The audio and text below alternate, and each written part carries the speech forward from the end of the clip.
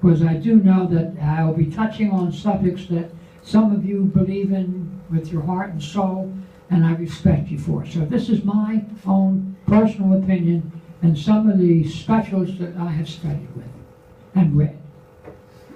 Number two, this is the first time this has ever been presented. It's brand new. I always do internet medicine before, med sites, etc. This is really more of a lecture on medicine and is in its infancy stages, so please forgive any mistakes. And those who like it, I will accept any kind of a gift, money, flowers, whiskey. Those who don't like it, tell me so I can correct it. And thanks, and so we're going to start. Medical myths. As you can see, at about the 30 that I do lecture on, and will lecture on in the future, I've chosen these three, because they're kind of dear to my heart. Especially number 3, we'll discuss that when we get to it. Does chelation therapy work? Well, all of us have gotten emails, ads in the mail, newspaper ads about the statement that says there is valuable medical. The next slide. Thank you.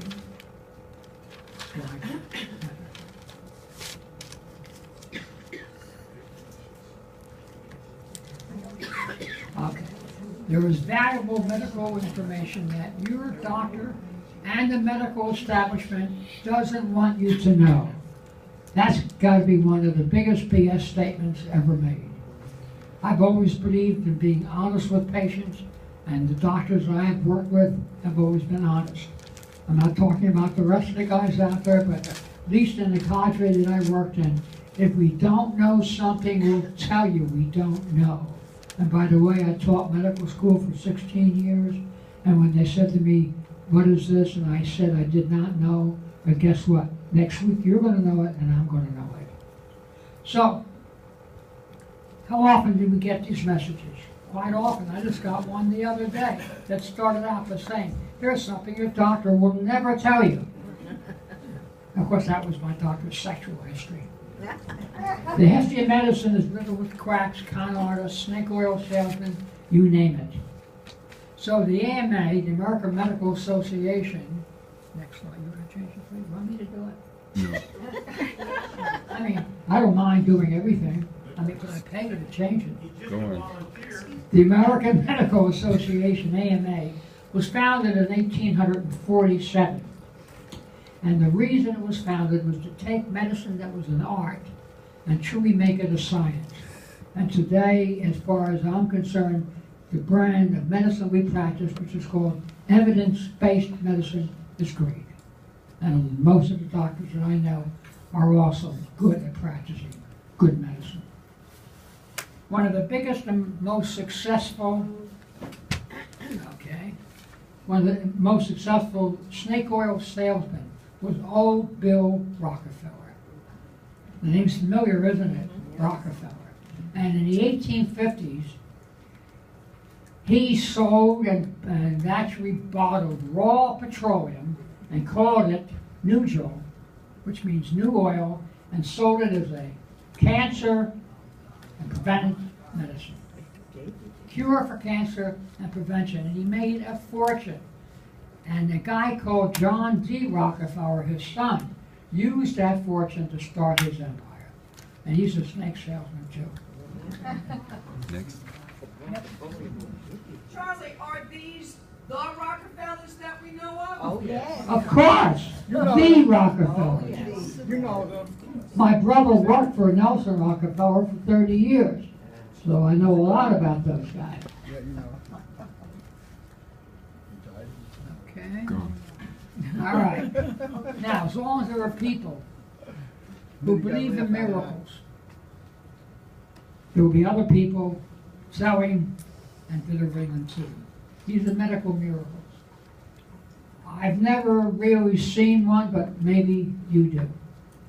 Now, some of these medical miracles can show results. And how can they show results? Well, it's called the placebo effect. And over time, people can have good results or fair results, from a placebo, which is not anything even resembling the original drug or cure. And we do believe it's because of positive thinking. So those of us, and I believe in it, positive thinking plays a lot in healthcare. The word cholesterol is derived from the Greek, and that word is claw. Chelation, you said cholesterol. I'm sorry. Chelation. Chelation.